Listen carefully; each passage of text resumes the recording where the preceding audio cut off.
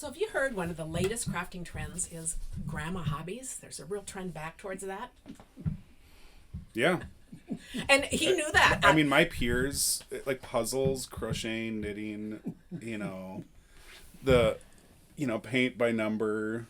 My sister did this, paint by number. I remember we loved paint by numbers, and she was really into horses. It's the only one we have from there. And they're back, and they've been kind of a kitschy kind of thing to decorate with for years. And I thought, how fun is that? I feel like it wasn't that long ago, Rachel had a night where her girlfriends came over and they like painted mugs or something while they had fondue in like an antique fondue set. It's like full. And in our era, we all got fondue kits for wedding gifts. So definitely a 60s thing. Oh, I just think that's so fun. And you had told me that people were really getting into puzzles. I didn't even know that. And you were telling me about these absolute beautiful puzzle desks that have drawers. Yeah. There's like different ones. Like there's actual like coffee tables that have drawers. Mm-hmm. There's also like portable things you could put on a table and then slide the drawer out with all the pieces. And the people that we went to their dinner. We went to a couple's house for dinner about a week after that. This is so hilarious. They had this beautiful, newly done house. And she brought me in to show me her puzzle thing. And it was just like that. And it was just like, that's her favorite pastime hobby when she gets home from her job. And it was like, whoa, conversation came to life. Some of the women I work with at school, like, swap puzzles and compare, like, which puzzles are good. They have a whole, like, way of talking about it. Now, you notice when we did puzzles, it was just puzzles on the cardboard table. It wasn't any of this upscale stuff. But you always did puzzles. I've always loved puzzles. Yeah. I love puzzles as a girl. I have found them relaxing. Cardboard table? Like a folding table? Do we put up card tables? That's like a card table. Card table. Folding table. He's wondering what that is. We call it a cardboard. Cardboard. A cardboard table. Yes. We didn't have a lot. We did. Yeah, we made it. Grandpa walked to school uphill both ways. Maybe go the other direction. I know. But people would put them up and they'd be up as long as people were working on a puzzle. So I just think I have always loved doing puzzles, and I often did them when you traveled, especially late at night. It was because I just didn't sleep as well when he was gone, and just the quietness of the night. And, for me, it's still a wonderful winter activity when we have TV on.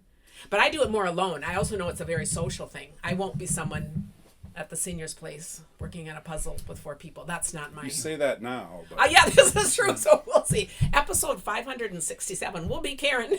Well, I feel like you're also... We never expected you to put yourself on like social media. Like you were always so shy, and you were social in you were social in kind of your little world. Yes. Like, but you weren't like grandpa, like dad, who likes to be out in the world being social. But you've become a lot more social than you. When you left for school, I remember you saying, "Mom, I can't find any pictures of you. I didn't even want my picture taken." That's what unsocial all of us kids are like shocked at all of this. So, of anyone in the family to be doing this is pretty hilarious. But it's also, there are now cozy mysteries. I was just saying that. I just have to say that 20 years ago, I was grieving the loss of people your age not being interested in our stuff. The antiques, and there was a move away from it. They wanted things from IKEA, and it was like there's some value in this stuff. I'm really happy now that some of this old kitsch is actually cool. Yeah. Well, you got to give it enough time. Yeah. So I picked up this book, and I'm not going to recommend it. It's a very lighthearted. Oh, in fact, I have to read you the most meaningful line in here. But things like this, there's a whole set of cozy mysteries. They can take place in a quilt store. This is about a group of women, 4 women that get together and they work on puzzles every night, and then somehow there's a mystery to be solved. And these books aren't meant to be like thought-provoking. They're meant to be that comfortable, settle in at night, just read something that you know is going to have a nice little happy outcome. So, but on consoling this, anyway, I saved a thing, but the line was something like, sometimes all you need is a good friend in a puzzle. I thought, but it's like, there's also a little wisdom to that. Yeah, Hallmark. Yes. It's Yes. There's a reason that when the holidays come around, people love having Hallmark movies on. Yes. It's kind of the same thing. It's like... And some people say, oh, calling it granny hobbies is kind of a dismissing thing. And I don't. I think it's a real honoring thing because it's really talking about things in the past. Like when you're older, you often aren't doing things to impress. You aren't racing. It is about taking time to savor life and doing your daily things. And I think of the old days, I think of women just were so busy. You'd be baking the bread, you'd be doing everything, and your knitting, crocheting, whatever would be your respite, be your kind of special time. Baking, if you love to bake. I just put that in there because I'm not a baker, but you think of all the household things you had to do. But life moved more slowly. You lived it in the moment, and you look forward to these times. So it's kind of like that cozy thing, and I just find that interesting. So I think it's a sweet term that we can all use in our life. I was reading about somebody saying, who in her 20s says, I'm in my granny era, and I'm just loving it. And she was saying, I look forward to my nights at home where I'm going to work on my projects instead of going out all the time or scrolling all the time. It's helped me stop the scroll because instead of just I think that's a huge part of it. Like we spend so much, whether it's at work or in our free time, like scrolling on screens, and to actually hold something physical in your hands and like use it is rewarding in a way that our phones are not. And it connects some of us with the past. So I'm actually going to show this. This is my first, I will say I knit a scarf when I was young, but when I was a junior or senior in high school, I don't remember what, I got the mumps, 2 weeks on one side and 2 weeks on the other. So I missed school for a whole month. And I was certainly old enough to stay home alone. But what was really fun was my great aunt, who was like a second grandma to me, came over every day to have lunch with me. And we'd watch As the World Turns, her favorite soap. It was hard to go back to school and leave that soap opera after a month. I will say that's been my one and only experience with soaps. But it was so funny. But she was a knitter, and she taught me to knit. And so I went from a scarf to making the sweater. Of course, it doesn't fit me anymore, but I still have it. And I think, what an ambitious.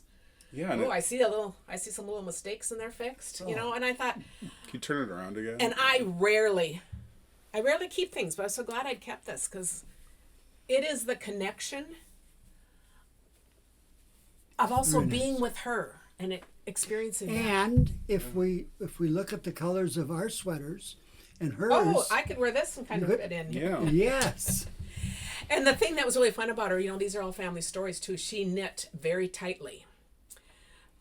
And she never measured that knitting, so she always followed the pattern. And we all dreaded when it was our turn to get a sweater. Everyone got a sweater every year at Christmas. One person. Because we knew it would be too small. And she never could figure out how to make it bigger. And it's really embarrassing when you're a young person and, you have to try on the sweater that's just way too tight. We'd have to wear it anyway and be appreciative. And now it's just part of the lore of her. And I remember a big deal was my parents would take her when she was older, so didn't drive as much. They would take her to the next town to a yarn store. And that was it's like now going to a quilt store or a card store or a paper store. And she would just get lost in the color. And her things were beautiful. They just didn't fit. I think she did a vest for you. That was too tight. I don't know if you remember that. But I have such fond memories of learning this from her. And now knitting isn't the thing I've kept up, but it is the idea, that connection of spending that time together, her doing something she didn't need to do, but what a special time that was. And I know a whole lot of you are knitters and crochet. Oh, speaking of crochet, we have these. Tim's mom made a lot of, the dish rags that are still popular. We still have these. Your mom did a lot of that. But I think these came from our followers. These were gifts, but your mom made these. Yeah. Yes, these were gifts. So we know a lot of you. So we're interested in hearing what kind of hobbies you guys have. So I think that's kind of fun. So what other hobbies do you think of? For like what I remember you doing or grandparents? Anything. Any memories with? Yeah, I think the big one for you is puzzles. I do remember, like, it's a little different, but Grandpa, doing like fishing line things, lures. He would like darn socks. Oh, like, you know, that is a good He had like memory. his little like stations for all the different like things he would do. And puttering around is probably more true than like a hobby, but puttering is kind of a hobby too. I think it's any of those slow things. So they can be grandpa hobbies too. But I thought my dad was famous for his darn socks, and they'd always be thicker in the parts he darned. I could never, but you'd never throw out a sock, and he would sit and darn his socks. And I think messing with fishing tackle, that's another that kind of slow organizing moving, your tackle box. yes, and it's just kind of a way to be really present. You know, part of the whole idea of this is you take the time and you're just kind of present, caught in that moment, and you're not racing through a whole bunch of other things. When we're grouse hunting or pheasant hunting, part of the tradition and ritual of the whole weekend, you come out of the woods and you get back to like the cabin or wherever you're staying, and you break apart your gun and you clean out the barrels and you oil it, and it's like kind of this like you just carried it through the woods all day and now you're giving it like this love, but you're also tinkering with something you like to hold. And it's slow and methodical and thoughtful and useful. Yep. I mean, I think all of those kind of things just kind of fit in when I think of these kind of hobbies, like slow down and experience life. So I think it's really fun that it is coming back. The resurgence really started during COVID. A lot of people started learning this, but also around that time, you know, the whole homesteading movement. So I even think of hunting and stuff like that. The whole homesteading has become popular, and I think the granny hobbies they talk about, it's like a little slice of that in your life wherever you are. You don't have to go the whole homesteading route, but it's just a touch of that, like with your guns or all that. And we just have such a hustle culture. So, and the other thing you're saying is interesting because a lot of younger people are starting to feel like, I don't want to wait until my grandparents' age to slow down and have that. And that's where older people can be a model if they, you know, they're not out achieving and doing all this stuff anymore, but feeling like I want a different pace of life now, and I'm going to create it now and not wait, and just a little bit out of that. Do you find that true? Yeah, and I think for people in like my stage of life, there's also the sense of, oh, this family tradition is gonna like disappear, and you're in your 40s and you're like, oh, my mom or my like grandma or whatever can still teach me how to like make this family meal, or like jarring parties. It's like you think of like people would jar things because of necessity. Like you had to like preserve it, and this was going to like, get you through winter. Well, the joy of that, I think my generation is recognizing people coming together and jarring jams or salsas or like vegetables for like the winter is a really nice way to spend a Sunday. And that's kind of like the old homesteading practices. Oh, yeah. But it also makes me think it's so different from always going out, always just having to go out to eat or out to the nightclub or out dancing. Yep. It's like, let's stick together and create something, make something, share it. I love that whole Well, trend. when you start having kids, going out often means getting together at someone's house. You know, the kids are going to be running around. It works for everyone. And I think having an activity involved is a nice addition. And, you know, part of this whole thing is just the importance of creativity for creativity's sake. You don't even have to have things, you know, it's just encouraging to have something to take your mind off things. And to putz, you love becoming a putzer. He actually repaired our vacuum cleaner. And I've given him so much credit for that because he watched a YouTube video and did it. And he says, is that a big deal? I said, that is a huge deal. I said, and you like puttering now. And, and you never would have done this 30 years ago. No. You would have just said, I can't do it. No. When, like in our house growing up, if something broke, it was broken. Yeah. Like it wasn't going to get replaced. We lived with it broken. Yeah. Yeah. Yeah. So. Going back one step, we got a jar of salsa from Leah. Yeah. We were just up in Duluth, and she was so proud because she made it, and she said it's so good. You can put it on anything. Chili crisp. Chili crisp. You can put it on anything. Yeah. And I put it on something, and it is hot. It's not that hot. Oh, it's hot. I think you put too much on. I don't know. She did say, Dad, do you still like heat? And you said yes. And I said, I love heat. So I Okay. Her suggestion, give it to Josiah. Yeah. Oh, no. I know. But isn't it fun to get something like that? You know, it's that idea of making and giving and then being the recipient. When you guys send us these handmade things, you know, it's just that feeling like there's the joy for the creator, there's really a fun thing about making something and giving it, and then there's just also, it's a very special being the receiver and getting something that's handmade. So I think a trend back to that is huge too. Are you going to read more? Or? I just wanted to ask a couple questions. This is what I want people to reflect on and do comments. Did you guys have any closing comments otherwise? We just had a quiet time, you know. Yeah. Okay, a little quiet time. Well, I'm just thinking. We'd like to hear from you. What cozy hobby do you have that brings you peace? Especially if it has surprised you that it became part of your life. I Yes. think people discovering or rediscovering after a long break something that they love to do that Yes. at a different time in their life they never would have seen it. Yes. I think that's And that's also just a reminder, we're never too old and it's never too late to try something new. You know, let your mind wander and think about, maybe you haven't done puzzles in years and now you suddenly think, a puzzle could be fun, or anything else. Bird watching, any new thing that just really kind of helps pass the time. Would also love you to share what is something your grandma or any other loved person taught you. You know, I told you my story about the sweater, and some of those shared things that we have from people are just such meaningful stories, and it makes us appreciate. It's been really fun rethinking. My aunt that I was telling the story about, I think what's interesting is she never married, she never had kids. She was a career woman, which was really, she had a good job in the bank. That was very unusual back in the day.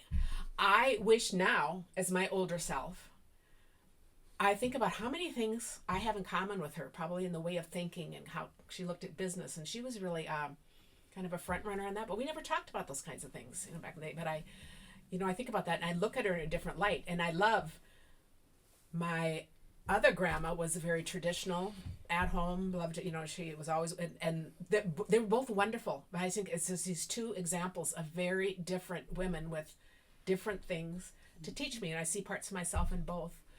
And then you think back to what I would love to ask now, which is another thing to think about. Right. Yeah. If someone is still living that taught you something, what a great time to thank them and have a deeper conversation about it.